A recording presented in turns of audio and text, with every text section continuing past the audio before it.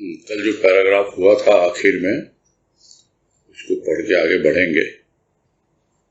इसमें कहा गुरुदेव ने,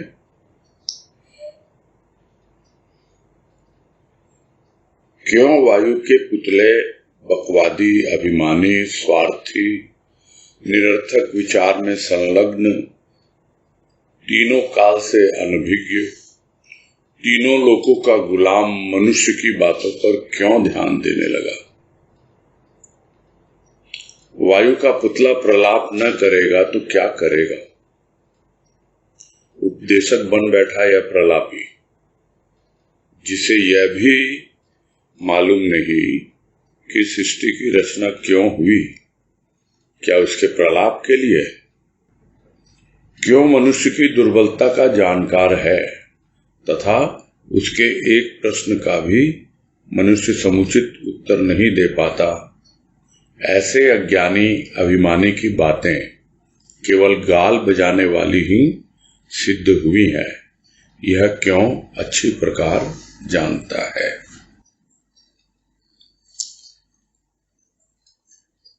और यहां इस पैराग्राफ में वो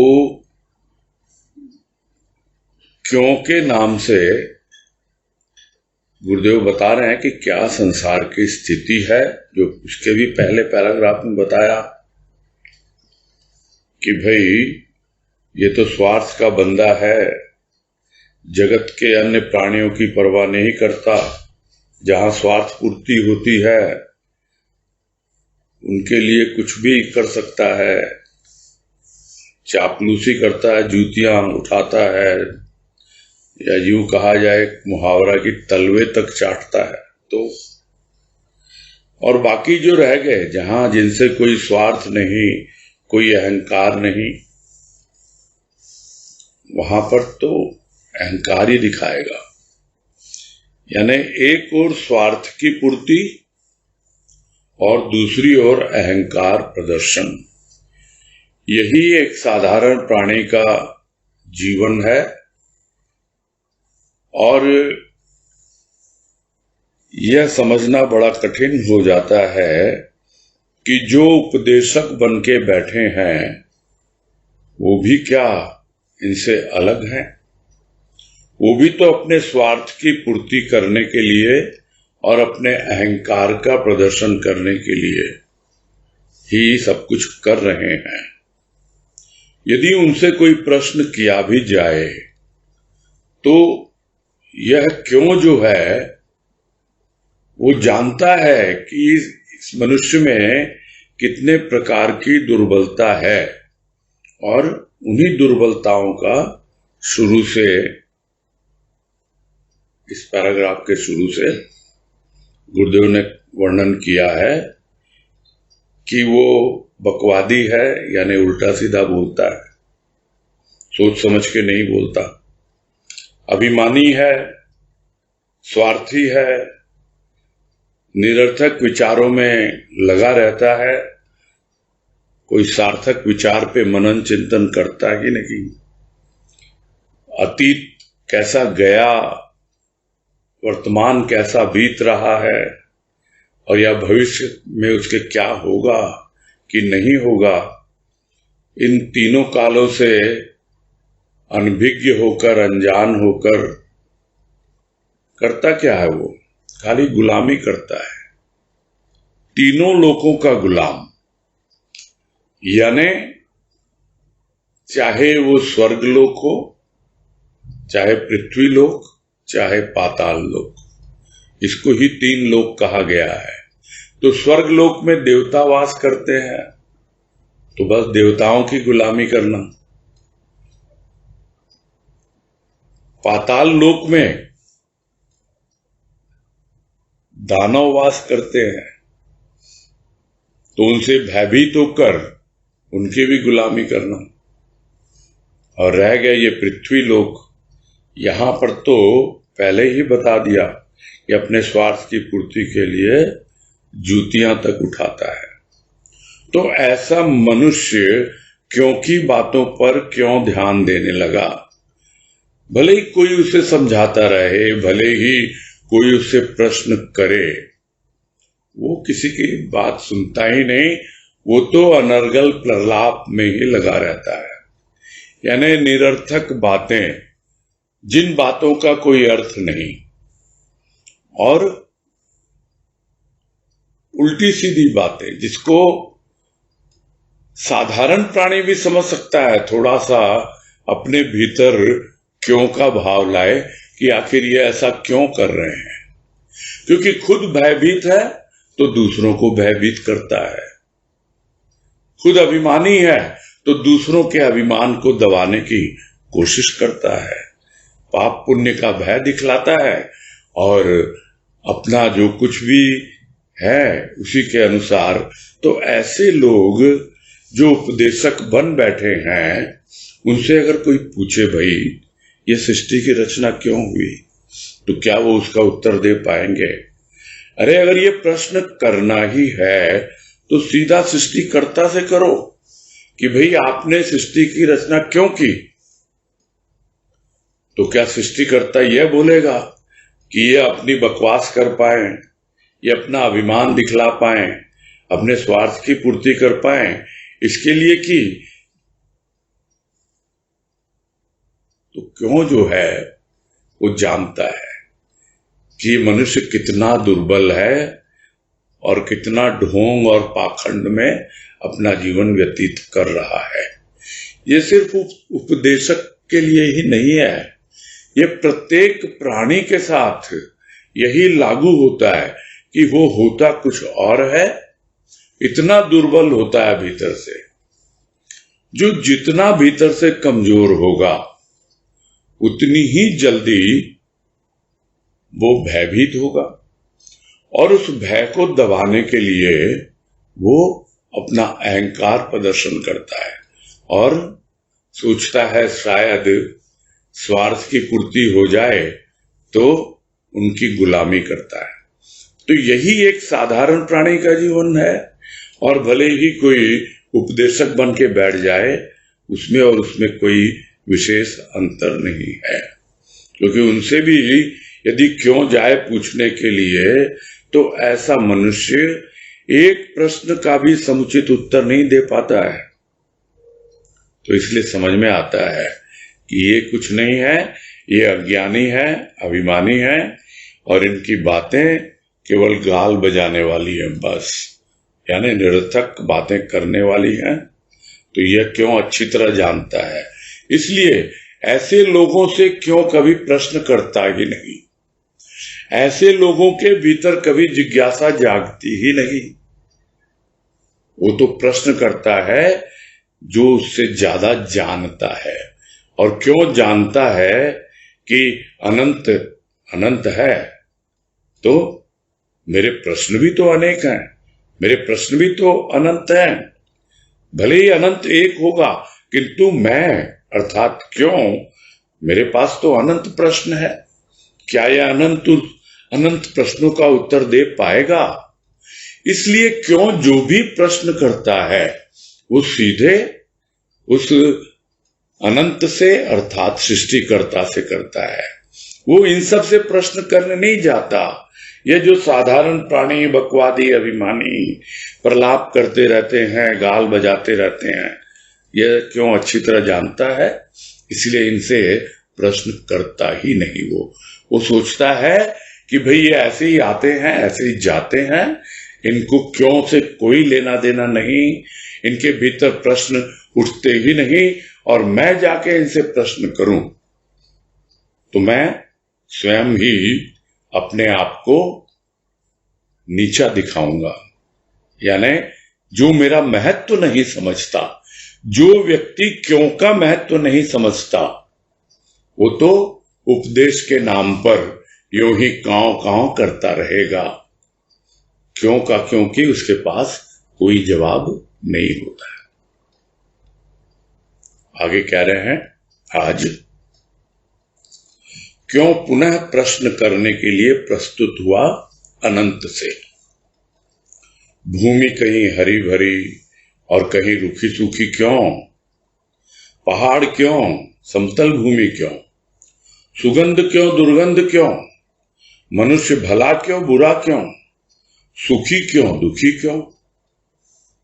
क्योंकि अनेक प्रश्नों पर अनंत मुस्कुरा रहा था। उत्तर पाकर भी क्या क्यों शांत हो सकेगा?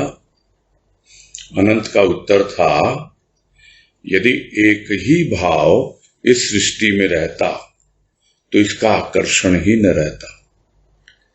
भिन्नता दृष्टि में है, सृष्टि में तो दिखलाई देती है किंतु है नहीं। यह एक स्पष्ट उक्ति है। यदि तुम अर्थात क्यों समझ सको तो तुम्हारे सभी प्रश्नों का समाधान आसानी से हो सकता है। त्रिगुणों का सम्मिश्रित कार्य भिन्नता का कारण बन जाता है। जब एक बार भाव बन जाता है तो फिर जाता नहीं, बना ही रहता है। सृष्टि में आने वाला व्यक्ति अपने पूर्वजों की दृष्टि से ही सृष्टि को देखता है, तथा यदि जिज्ञासु हुआ तो क्यों तुम्हारे ही चक्कर में फंस जाता है। नहीं तो यूं ही आता है और यूं ही चला जाता है।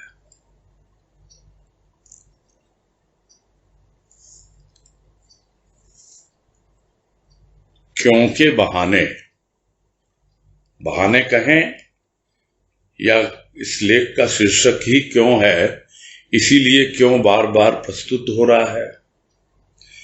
तो हमारे मन में यह प्रश्न नहीं उठना चाहिए कि क्यों बार बार आ जाता है, क्योंकि जब तक यह क्यों नहीं उठेगा भीतर से या बाहर से, तब तक हम आगे बढ़ ही नहीं पाते हैं। जो पिछले पैराग्राफ में अच्छी तरह समझा दिया कि क्यों जानता है मनुष्य की दुर्बलता, और उसे पता है कि एक साधारण प्राणी उसके एक भी प्रश्न का उत्तर नहीं दे पाएगा।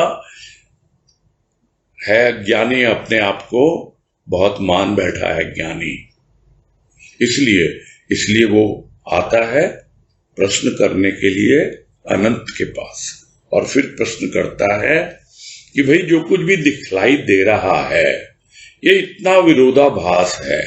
कहीं तो भूमि रूखी सूखी है, कहीं हरी भरी है, कहीं समतल है, कहीं पहाड़ है, कहीं दुर्गंध है। और ऐसा नहीं है कि जहां दुर्गंध है वहां सुगंध नहीं आ सकती, और ऐसा भी नहीं है कि जहां सुगंध है वहां दुर्गंध नहीं होती।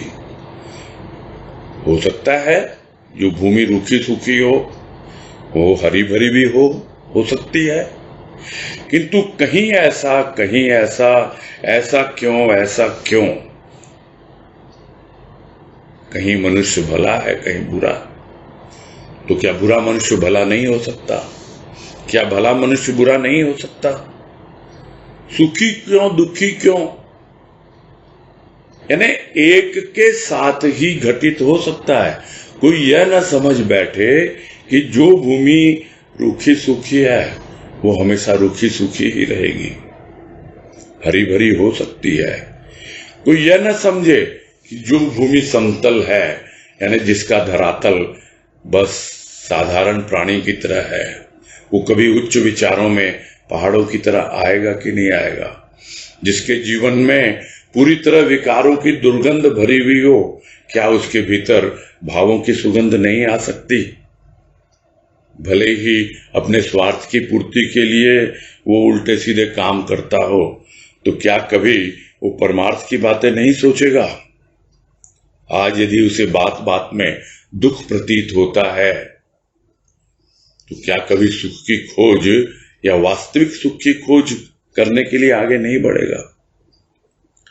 तो यह बात उठती है क्योंकि मन में, और वो प्रश्न करता है कि ऐसा है तो क्यों है। किसी और से प्रश्न नहीं कर रहा है, सीधा सीधा उस अनंत से, यानी सृष्टिकर्ता से, जिसने यह दुनिया बनाई है। और अनंत उन क्यों के अनेक प्रश्नों को सुन करके मंद मंद मुस्कुरा रहा है। उसे तो उत्तर पता है, अब सिर्फ वो यही सोच रहा है कि यदि मैं इस क्यों को उत्तर दे भी दूं तो क्या ये संतुष्ट हो जाएगा? ये तो फिर एक और नया प्रश्न रख देगा मेरे सामने, क्योंकि क्यों की प्रकृति ही ऐसी है, क्यों का नेचर ही ऐसा है, क्यों बना इसीलिए है, तो वो तो अपना काम करेगा ही, और सृष्टिकर्ता वो भी अपना काम करेगा। यदि सीधा सीधा सृष्टिकर्ता से प्रश्न करना आ जाए, यानी अपने भीतर बैठे हुए उस आत्म तत्व, उस परमात्म तत्व, उससे यदि हम प्रश्न करना सीख लें, तब हमें पता लगे, जिसे गुरुदेव कहते हैं अंतः प्रेरणा, प्राणी की प्रेरणा क्या होती है, जो अंदर की गहराई से आती है, और उस क्यों का उत्तर वो सीधा वो अनंत यानी वो परमात्मा भीतर बैठा हुआ वो देता है। तो अनेक प्रश्नों का उत्तर देने को प्रस्तुत है, किंतु किस किस का जवाब देगा? इसलिए उसको एक और तो मंद मंद मुस्कुरा रहा है, फिर सोच रहा है कि भाई यदि मैं उत्तर दे भी दूं, और देता रहा हूं, कितनों को दिया है, कितनों के मन में यह क्यों उठा है, किंतु क्या फिर भी जिन्होंने समाधान पाया और उन्होंने अपना अनुभव लोगों तक पहुंचाया, और हो सकता है वो मानते भी हों ये अनुभव सीधे उस अनंत के यहां से ही आ रहे हैं, उस सृष्टिकर्ता के यहां से ही आ रहे हैं, तो भी क्या उसे स्वीकार किया लोगों ने? अब गुरुदेव सब अपना अनुभव लिख रहे हैं इस लेख में, और इतनी सार गर्भित बातें हैं, क्यों का नाम लेकर बता रहे हैं कि हां मैंने क्या क्या अनुभव किया है और किस तरह मैं तुम्हारे एक एक प्रश्नों का उत्तर दे रहा हूं। किंतु बात तो यही है कि क्या तुम्हारे मन में, तुम्हारे अंतःकरण में ऐसे प्रश्न उठते हैं? और यदि उठते हैं तो क्या सिर्फ प्रश्न करने के लिए प्रश्न करते हो? और यदि नहीं उठते हैं तो क्यों नहीं उठते हैं? इस बात पर भी विचार करो, क्योंकि तुम मान बैठे हो कि यह तो ऐसा ही है, कोई दुखी है, कोई सुखी है, कोई रूखा सूखा है, कोई हरा भरा है, ये तो ऐसे ही है, चलता रहता है, ये हमें क्या लेना जान करके। तो ये प्रश्न क्यों नहीं उठता, इस पर भी विचार करना आवश्यक हो जाता है। हाँ, उसने प्रश्न किया क्यों ने, और वो सृष्टिकर्ता उसको उत्तर भी दे रहा है मुस्कुरा करके कि भाई उत्तर अगर दे भी दूं तो क्या ये संतुष्ट हो जाएगा, शांत हो जाएगा? तो अनंत का क्या उत्तर था कि यदि एक ही भाव इस सृष्टि में रहता, यानी सुख ही सुख रहता, तो फिर सुख में कोई आकर्षण नहीं होता। यदि सुगंध ही सुगंध रहती तो फिर तो सुख की पहचान तभी होती है प्राणी को जब दुख आता है, तब याद करता वो कि अरे इसके पहले तो मैं बहुत सुखी था। भाव की पहचान तभी करता है प्राणी जब अभावों से घिर जाता है कि गुरु की कृपा से हाँ मुझे भाव की अनुभूति हुई, यह भाव फिर आ गया। तो एक जैसा भाव यदि सृष्टि में रहता तो सृष्टि में कोई आकर्षण नहीं होता। यह भिन्नता है, यह सृष्टि में दिखलाई तो देती है किंतु वास्तव में है नहीं। तो यह एक उक्ति है, गुरुदेव बता रहे हैं कि यह एक उक्ति है और बिल्कुल स्पष्ट है कि दिखलाई देती है सृष्टि में भिन्नता, किंतु भिन्नता है नहीं। तो भिन्नता है कहां? भिन्नता है दृष्टि में, और हमारी दृष्टि उतनी अभी पैनी नहीं हुई है, उतनी गहराई तक नहीं जा रही है कि हम भिन्नता में उस अभिन्न का अनुभव कर पाए। हम प्रकृति में छिपे हुए उस पुरुष का अनुभव कर पाए, क्योंकि यह तो प्रकृति के ही रूप हैं, भिन्न भिन्न रूपों में है प्रकृति। स्थूल प्रकृति पेड़ पौधों के रूप में है, और सूक्ष्म प्रकृति सुख दुख के रूप में है। यह सब प्रकृति के खेल हैं। दिखलाई पड़ती है भिन्नता, किंतु उनके पीछे छिपा हुआ जो अभिन्न है, यानी वो बदलता नहीं है, वो भिन्न होता नहीं है। सुख दुख के ऊपर क्या है? आनंद। तो आनंद तो अभिन्न है, सुख दुख में ही भिन्नता दिखलाई पड़ती है। तो ये तो दृष्टि है भाई। तो भिन्नता दृष्टि में है, सृष्टि में नहीं है।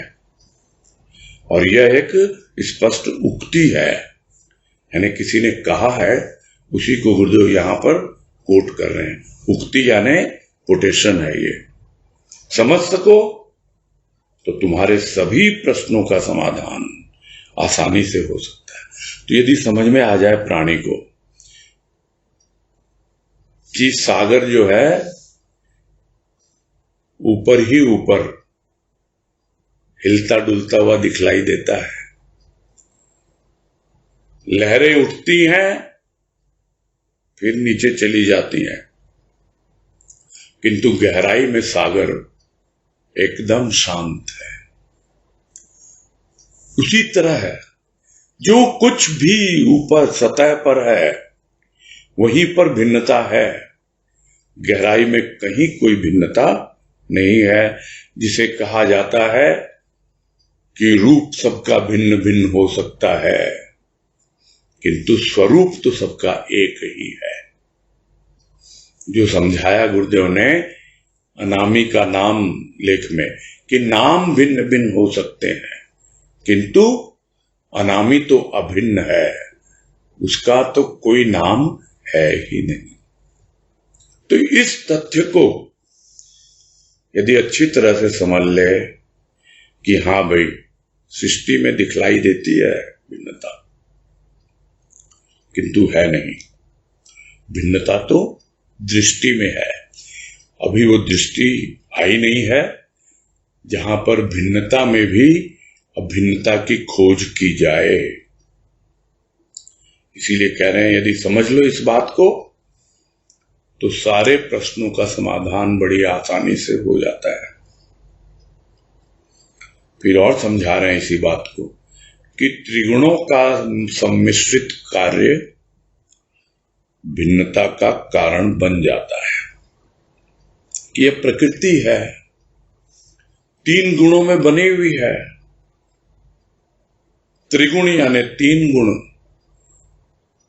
सतोगुण, रजोगुण, तमोगुण, और इनका जो मिश्रण है वो अलग अलग रूपों में अलग अलग ढंग से आता है सामने, और उसी कारण भिन्नता दिखलाई पड़ती है। यानी गुणों में भिन्नता है, गुणों के मिश्रण में भिन्नता है। अलग अलग रंग मिलते हैं, कुछ और रंग तैयार हो जाता है।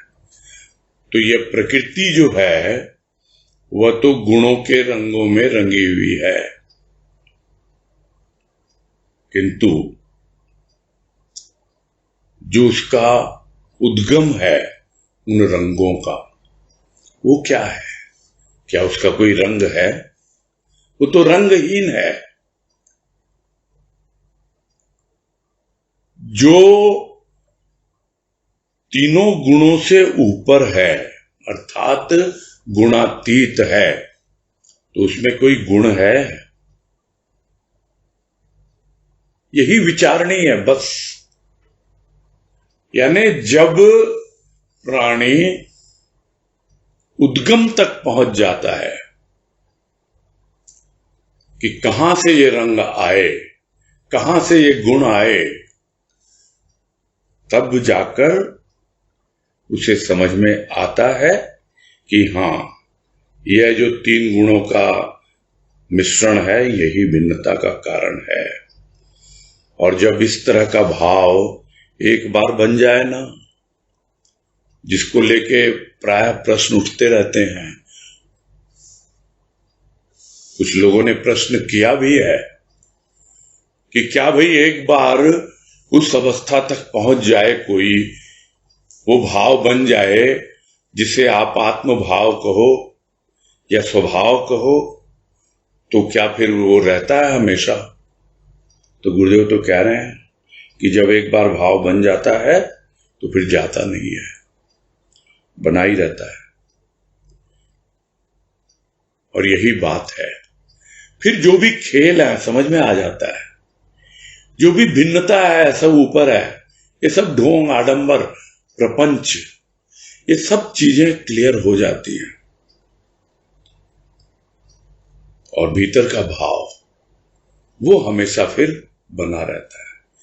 उसकी कृपा, जो वाणी में गुरुदेव ने कहा कि पुरुष तो कृपा करता है, यानी भाव के माध्यम से बाकी का जो जीवन बचता है वो उस पर कृपा बरसाता रहता है।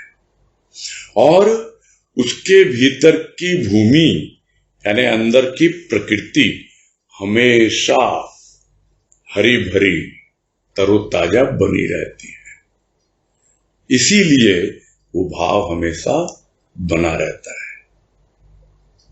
तो होता क्या है सृष्टि में कि जो भी व्यक्ति आता है, जहां कहीं उसका जन्म हुआ है जिस परिवार में, और या फिर थोड़ा बहुत कोई पढ़ाई लिखाई करता है, कुछ और बातें उसके सामने आती हैं, तो उनके जो भी पूर्वज हो गए हैं, भले ही वो परिवार के ना हो, हमारे पूर्वज हो गए हैं।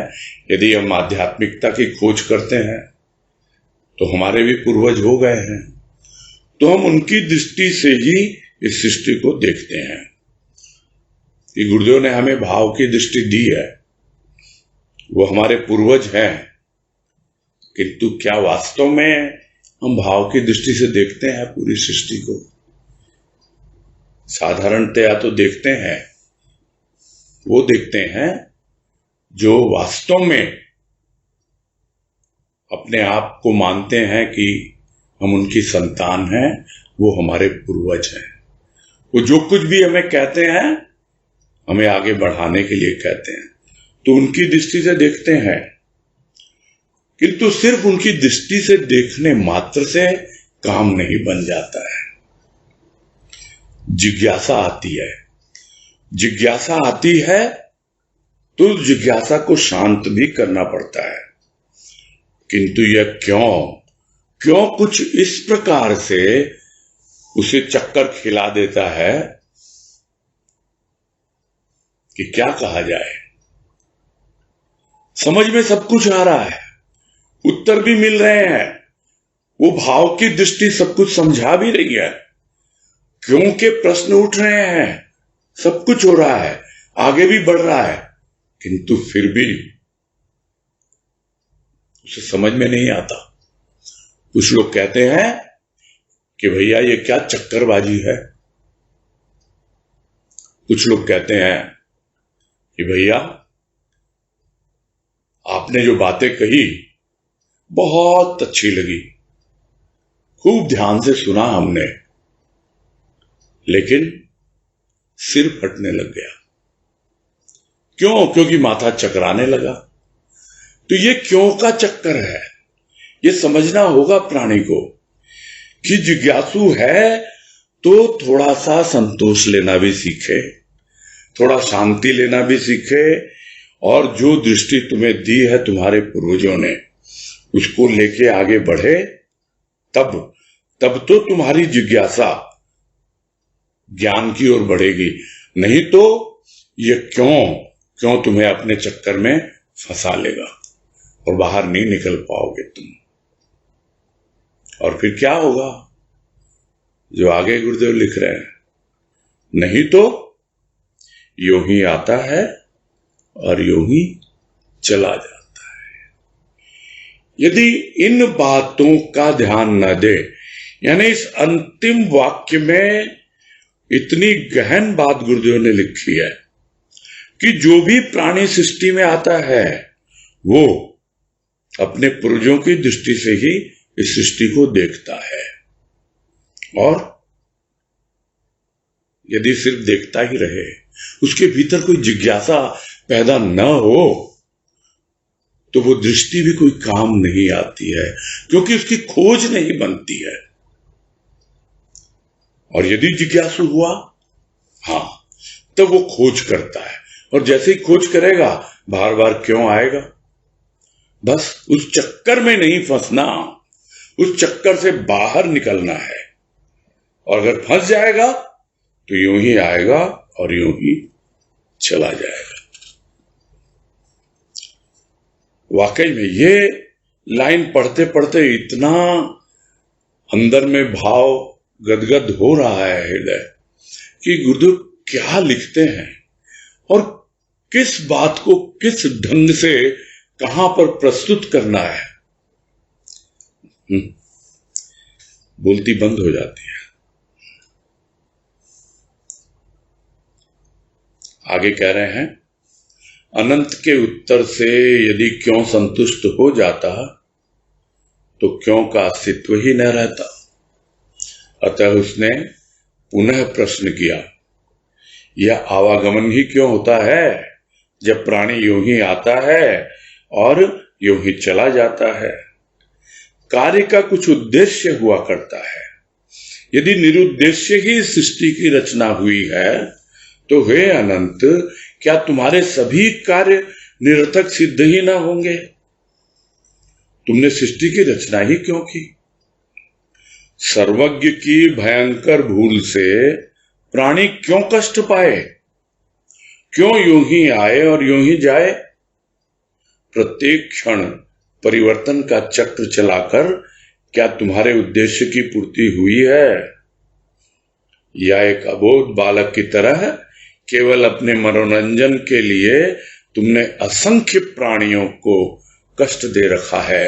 यदि ऐसा है तब तो तुम दयालु कहां, महाक्रूर हो। और ये तुम्हारे बनाए हुए प्राणी भी महामूर्ख हैं जो तुम्हें दयालु कहते हैं। तुमने इन महाज्ञानियों की सृष्टि ही क्यों की।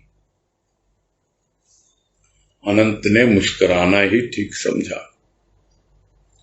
क्योंकि तर्क बुद्धि ही ऐसी थी।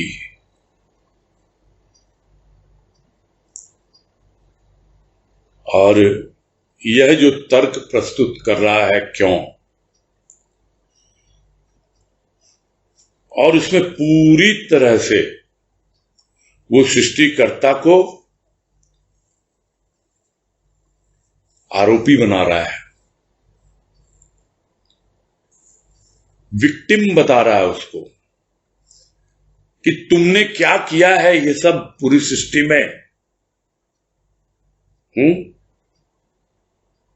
इतना परिवर्तन का चक्र चला दिया कि प्राणी समझ ही नहीं पाता, और विचार किस तरह से आ रहे हैं जा रहे हैं कुछ मालूम नहीं पड़ता है। और कहते हो प्राणी यूं ही आता है यूं ही चला जाता है, जो पिछले पैराग्राफ के अंत में कहा। तो तुमने बनाया है ना ऐसा, इसीलिए तो प्राणी यूं ही आता और यूं ही चला जाता है। इसीलिए अनंत से फिर प्रश्न करता है क्यों, कि होता ही क्यों है यो आवागमन, कि यूं ही आए प्राणी यूं ही चला जाए। तुमने ऐसी सृष्टि क्यों बनाई है। अगर तुमने बनाई है सृष्टि तो क्या तुम्हारा उद्देश्य बताओ तो सही।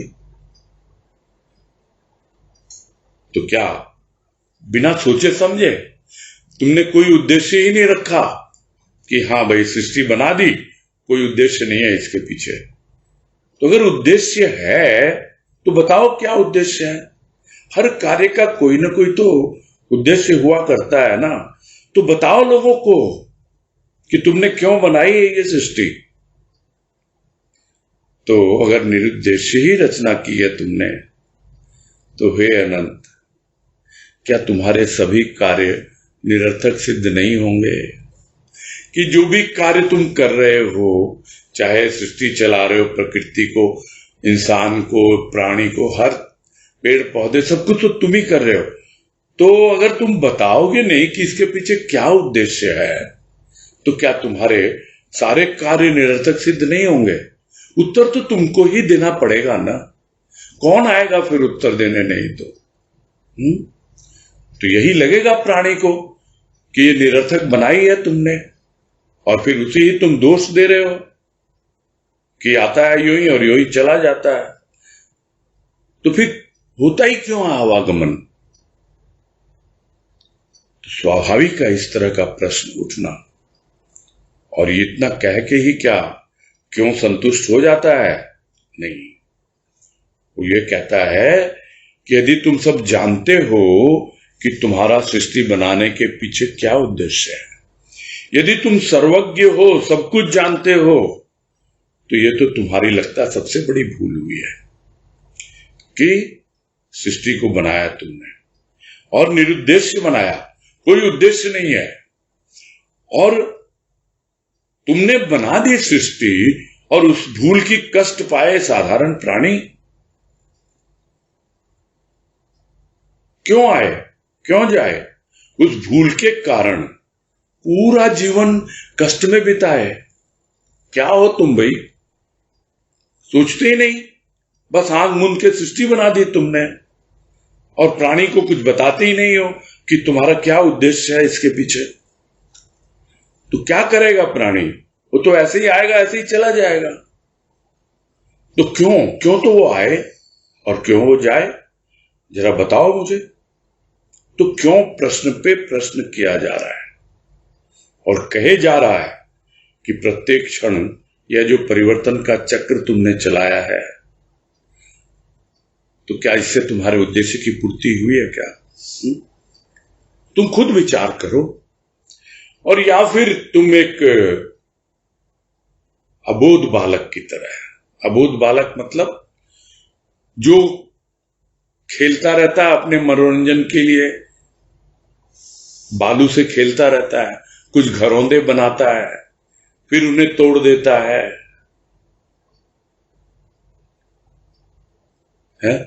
इसलिए सुनते सुनते एक गाना की लाइन याद आ गई कि दुनिया बनाने वाले क्या तेरे मन में समाई, काहे को दुनिया बनाई।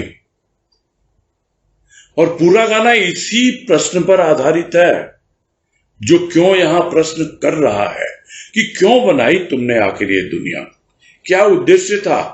और या फिर एक बेवकूफ बालक की तरह तुम जो है घरौंदे बना रहे हो, तोड़ रहे हो, और तुमको तो कोई फर्क पड़ता ही नहीं है, बस तुम अपने मजे ले रहे हो, अपने मनोरंजन के लिए किया तुमने, और इतने असंख्य प्राणियों को तुमने कष्ट दे दिया। अगर ऐसा है, वाकई यही अगर वास्तविकता है, तो फिर तो भाई कहा जाएगा तुम तो महाक्रूर हो। दयालु कहां हो तुम?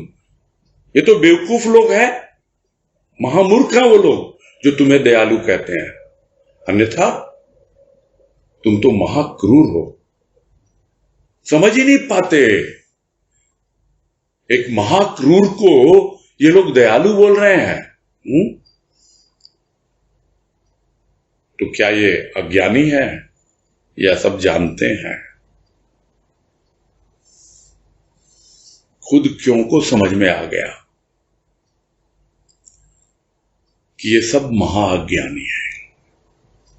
अगर महाअज्ञानी है, ये समझ नहीं पाते हैं, तो फिर तुमने यानी सृष्टिकर्ता ने इन अज्ञानियों की रचना ही क्यों की, ये तो बता दो भाई। बनाना था तो सब ज्ञानी बनाते, तुम तो ज्ञानी थे।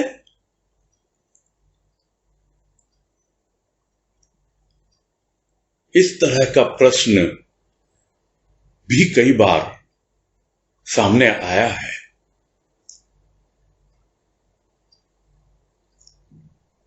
कुछ एक वाणी गुरुदेव ने ऐसी लिखी है, वो तो हम सब जानते हैं कि भाव निझरणी में 7 सर्ग हैं। चेतावनी से प्रारंभ करके भक्ति की चेतावनी, भक्ति, भाव, चेतना, ज्ञान की चेतावनी, ज्ञान, यानी 7 सर्ग हैं। तो प्रश्न उठना चाहिए ना कि भाई गुरुदेव ने इतने सब चेतावनी, भक्ति की, ये सब लिखने की क्या जरूरत? उनको तो ज्ञान हो गया था, वो तो ज्ञानी थे, तो उनको तो सिर्फ ज्ञान ही ज्ञान की वाणी लिखनी चाहिए थी। क्या यह प्रश्न इससे मिलता जुलता नहीं है? तो लोग क्या कहते हैं? कहते भाई वो तो लोगों को जगाने के लिए चेतावनी दे रहे हैं, चेतना दे रहे हैं, किंतु ये भाव की अवस्था होती है। ज्ञान होने के बाद भी जो भक्ति में जीता है, उसके भाव की विभिन्न अवस्थाएं होती है, और जो भाव की दृष्टि से समझ लेता है इस सृष्टि को, उसे कहीं कोई कंफ्यूजन नहीं रहता है। उसका क्यों हमेशा हमेशा के लिए यो में परिवर्तित हो जाता है। महाज्ञानियों की सृष्टि इसलिए की क्योंकि वो ज्ञान प्राप्त करें। तो अनंत क्या करेगा? मुस्कुराएगा कि हाँ भाई ठीक ही समझा, मुस्कुराना ही ठीक समझा, क्योंकि तर्क ऐसे ऐसे दिए हैं क्यों ने, वाकई ऐसे आर्गुमेंट तो शायद कोई सुप्रीम कोर्ट का वकील भी दे तो समझ में आए, किंतु इस तरह के प्रश्न यदि हमारे भीतर उठने लगे तो जरूर हमें उसका हल मिलेगा, और वो अनंत स्वयं आकर के हमें उत्तर देगा। इसमें कहीं किसी को कोई संदेह नहीं होना चाहिए। जो गुरुदेव यही कह रहे हैं कि तुम भाव को लेकर चलो और एक दिन अवश्य पहुंच जाओगे। आगे कह रहे हैं, अनंत को सर्वज्ञ भी कहता है, महाक्रूर भी, प्राणियों को महामूर्ख भी कहता है, और सृष्टि को निरर्थक भी। अनंत का उत्तर था, उद्देश्यहीन कोई भी कार्य नहीं होता, किंतु जो उद्देश्य को न समझे तो कार्य निरर्थक नहीं होता, उसका परिणाम अवश्यंभावी है।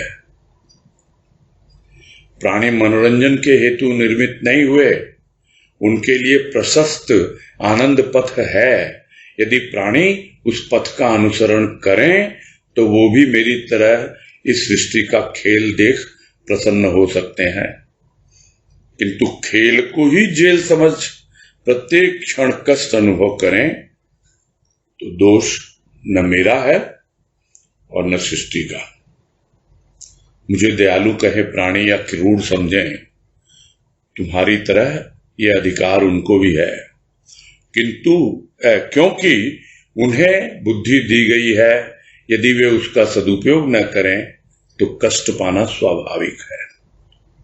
और ये पैराग्राफ इसलिए लेना जरूरी हो गया था क्योंकि इस पैराग्राफ में वो सृष्टिकर्ता, वो अनंत, वो क्यों के प्रश्नों का उत्तर दे रहा है कि भाई एक ओर तो तुम सर्वज्ञ कहते हो मुझे, और दूसरी ओर महाक्रूर भी कहते हो, प्राणियों को भी तुम महामूर्ख कह रहे हो और इस सृष्टि को निरर्थक भी कह रहे हो।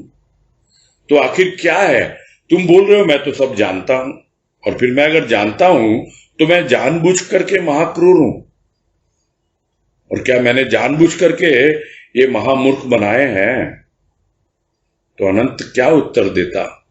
यही दे रहा है ना कि उद्देश्य नहीं है कोई कार्य, किंतु जो उद्देश्य को नहीं समझते हैं उनके लिए सारे कार्य निरर्थक हैं, और जो उद्देश्य को नहीं समझे, निरर्थक ही नहीं होता उनका कार्य,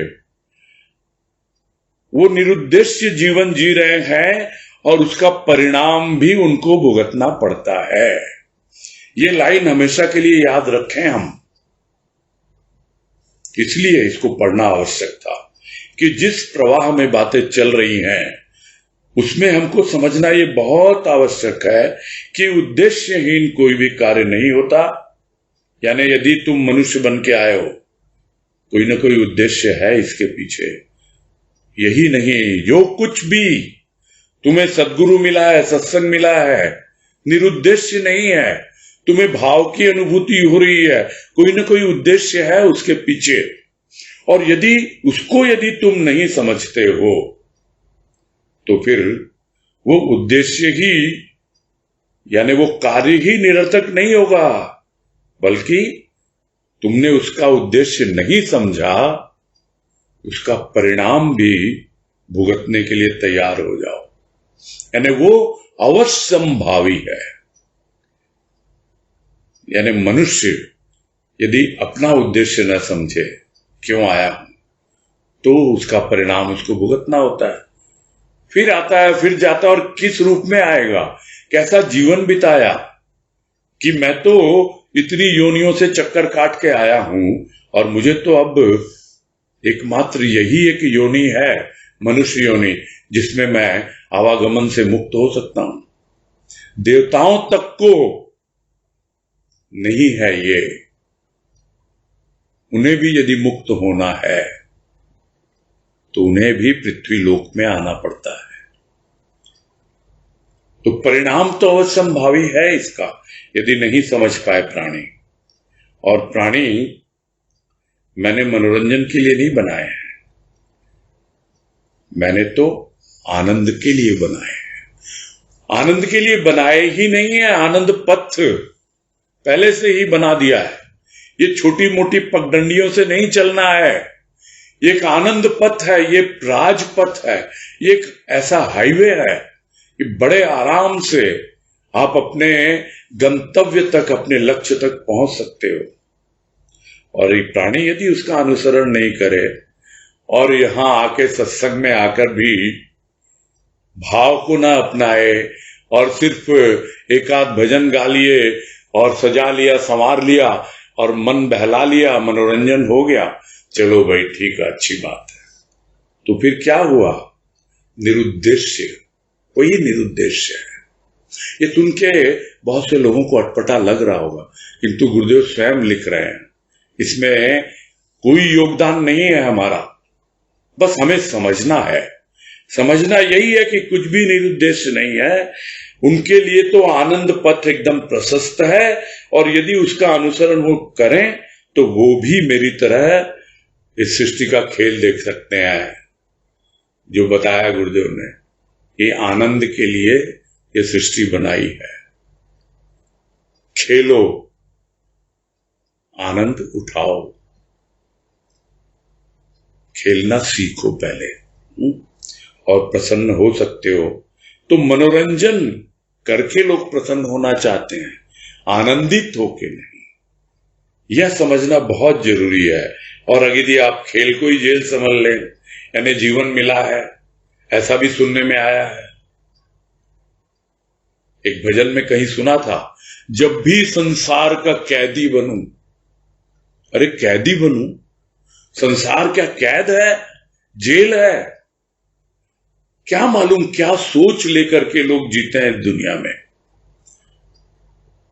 स्वतंत्र है वो स्वतंत्र इच्छा एकमात्र मनुष्य को दी है भगवान ने, किसी और के पास नहीं है। और फिर वो अपने आप को कैदी बोलता है।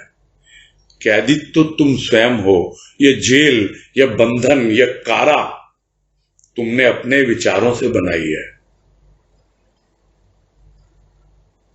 कष्ट अनुभव करेगा ही फिर तो, इसमें क्या कोई संदेह है?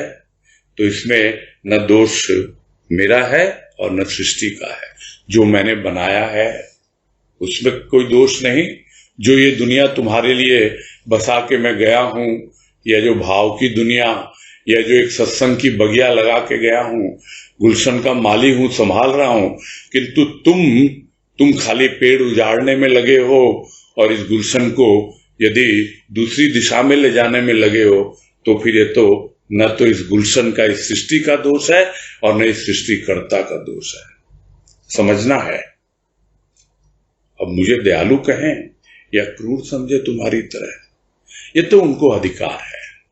किसी को भी अधिकार है सृष्टिकर्ता को कुछ भी कहने का, क्योंकि उनको बुद्धि दी है भगवान ने। यदि उसका उपयोग न करें, यदि उनके भीतर किसी प्रकार की कोई जिज्ञासा न पैदा हो कि क्यों बनाई सृष्टि, क्यों आए हम सत्संग में, क्यों हम भाव के पथ पे चल रहे हैं, क्यों हमें आनंद पाना है, ये सब बातें अगर न सोचें, तो बुद्धि तो दी गई है उनको, वो अगर उसका सदुपयोग न करें तो कष्ट पाना तो स्वाभाविक है, बिल्कुल नेचुरल है। ये तो इसमें सृष्टिकर्ता को दोष देना, गुरुदेव को, बाबा को दोष देना या अपने आप को दोष देना, दोष देने से कुछ नहीं होता, होश में आने से होता है। बहुत शिकायत कर ली, बहुत उल्हाना दे दिया उसको, बहुत डिमांड रख ली उसके सामने, तुमको देना होगा, देना होगा। अरे अब लेना सीखो, स्वीकार करना सीखो कि हां भाई यूं ही होता है। क्यों आया है? यूं को साथ लेकर आया है, सब बात के उत्तर प्रश्न के साथ लेकर आया है, बस।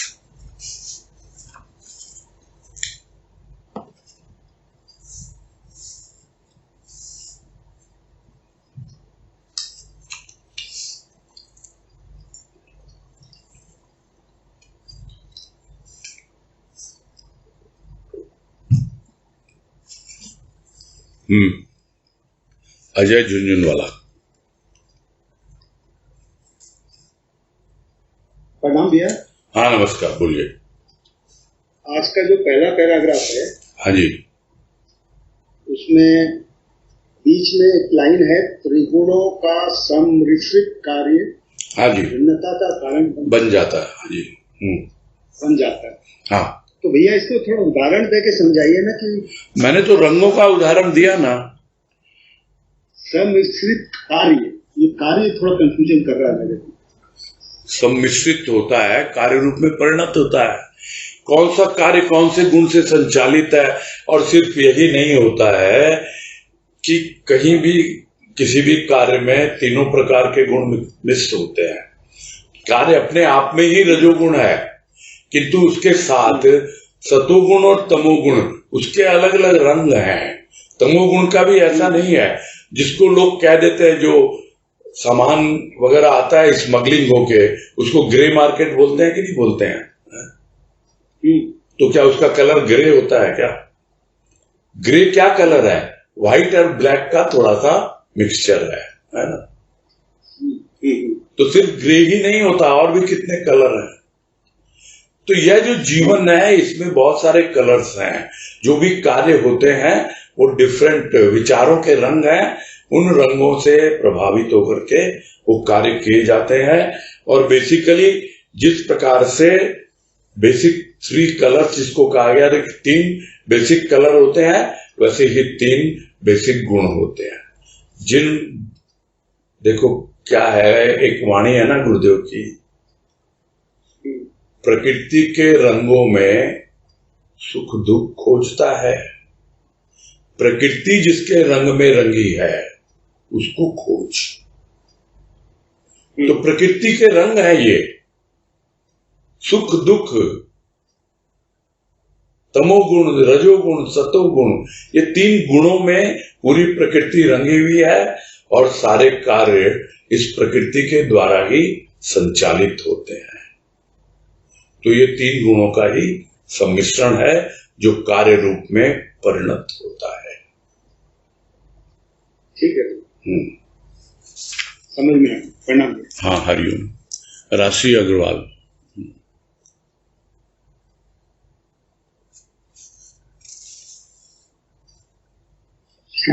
प्रणाम भैया, विवेक बोल रहा हूँ। हाँ बोलिए विवेक जी। भैया जैसे कल का थोड़ा सा कल के सत्संग से रिलेटेड है, कल मैं रिकॉर्डिंग में सुन रहा था तो एक अजीब सी शंका पैदा हो गई ये तत्व के बारे में, जहाँ गुरुदेव ने भी लिखा और आपने भी बोला कि तत्व जो है वो तो सदैव रहता है, बस उसके रूप में परिवर्तन होता है, ना वो विनाश होता ना वो बनता नया अलग से। मेरे पास एग्जैक्ट लाइन नहीं है, तो मैं तत्व को जैसे पंच तत्व ही समझ रहा हूँ कि जो पृथ्वी जल तेज वायु आकाश में, और वो भी आपस में मिलके एक दूसरे में परिवर्तनशील हैं। और ऐसे ही गुरुदेव ने एक दो बार लिखा भी है कि प्रकृति अति प्राचीन परंतु नित्य नवीन। तो यहाँ शंका ये हुई कि उन पंच तत्वों के अंदर तत्वों में भी स्वयं में एक शक्ति है जो वो आपस में एक दूसरे से मिश्रित होकर नए रूप में भी परिवर्तित होते रहते हैं। तो क्या वह जो शक्ति है उनके अंदर वही चेतना है, और उन्हीं पंच तत्वों से मेरा शरीर बना है, जीव का शरीर बना है। तो क्या सामान्य जड़ में भी वही पांच तत्व जो उसकी चेतना और जीव की चेतना में कोई फर्क है या सेम ही है वो दोनों एकदम? वो तो समझाया गुरुदेव ने बहुत जगह कि जड़ में भी चेतन है किंतु वो अव्यक्त है, जड़ में भी प्राण है किंतु वो सुप्त है। ये तो कई जगह समझाया गुरुदेव ने। बिना चेतन के जड़ का कोई अस्तित्व है ही नहीं, बिना सत्य के मिथ्या का कोई आधार है ही नहीं। यानी आधार रूप में वो चेतन तत्व हर जगह व्याप्त है, और उसी को हम लोग साधारण भाषा में कहते हैं कि कण कण में भगवान। तो वो भगवान है क्या? वो भगवान ही तो चेतन तत्व है जो कण कण में है। वो जड़ में भी है लेकिन अव्यक्त है। जब वो चेतन होने लगता है, चैतन्य रूप में आता है, जैसे जैसे संपूर्ण चैतन्य हो जाता है तो वो पूर्ण रूप से व्यक्त होता है, जिस तरह की वो संतों में होता है। जिसकी चेतना पूरी जाग जाती है, यानी जो अपनी जड़ता से पूरी तरह मुक्त हो जाते हैं, उनमें वो बहुत ही प्रकट रूप में अनुभव में आता है वो चेतन। और जहां पर वो सुप्त है यानी नहीं के बराबर एकदम थोड़ा सा है, तो प्रकट नहीं होता है और वही जड़ रूप ले लेता है। तो ये है इसका बेसिक कॉन्सेप्ट। हाँ भैया, मतलब मेरे साथी में भी गुरुदेव ने आखिरी में मूल रूप में यही लिखा कि जड़ चेतन के प्राण। हाँ जो आखिरी में मतलब मूल जो है। हाँ जी। तो मेरा बस अंदर से शंका ये बार बार पैदा हो रही है कि जो जड़ है हाँ। उसमें भी वही तत्व हैं जो जीव में तत्व हैं, और उसके अंदर भी शक्ति है, चेतनता है, जो शक्ति रूप चेतनता है वही जीव में भी है। तो क्या दोनों एक ही है? दोनों में फर्क क्या रह गया कि एक बाहर पड़े हुए ईंट के पत्थर में और एक व्यक्ति में, दोनों में डिफरेंस क्या रह गया अगर फॉर्मेशन बिल्कुल सेम है सब कुछ? नहीं, वो सिर्फ पृथ्वी तत्व है ना, पत्थर जो है। मनुष्य के अंदर पांचों तत्व है, भौतिक तत्व,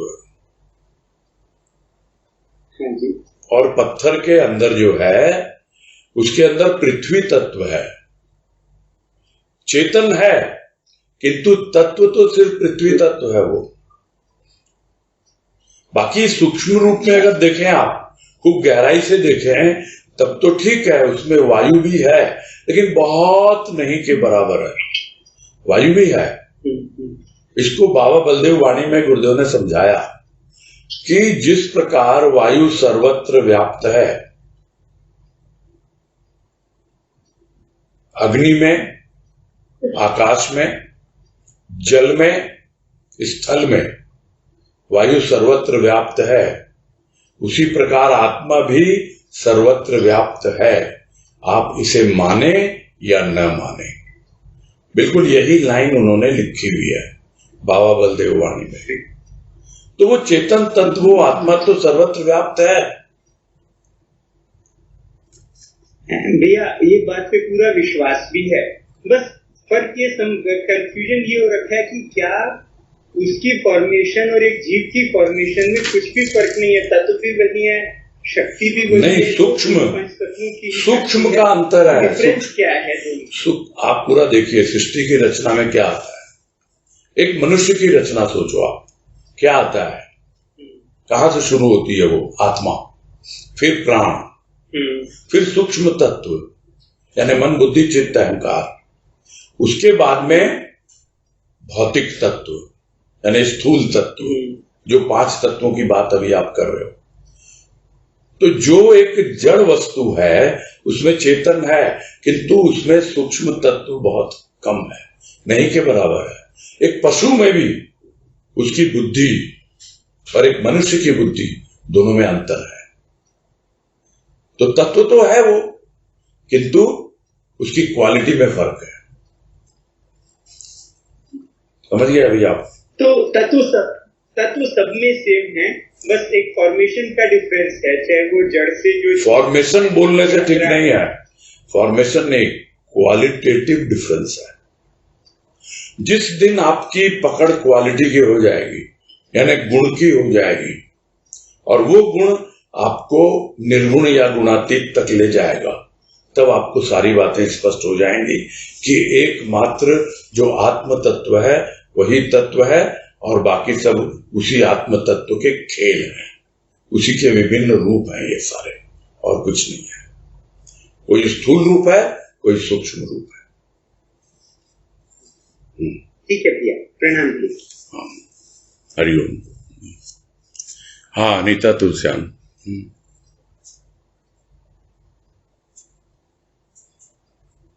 भैया, हाँ बोलिए।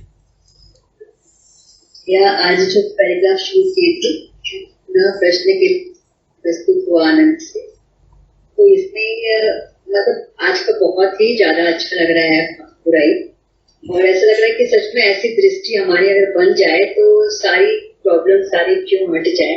लेकिन अभी तो इसके साथ भी क्यों ये बना हुआ है कि जो गुरुदेव ने कहा ना कि भिन्नता दृष्टि में है, सृष्टि में नहीं।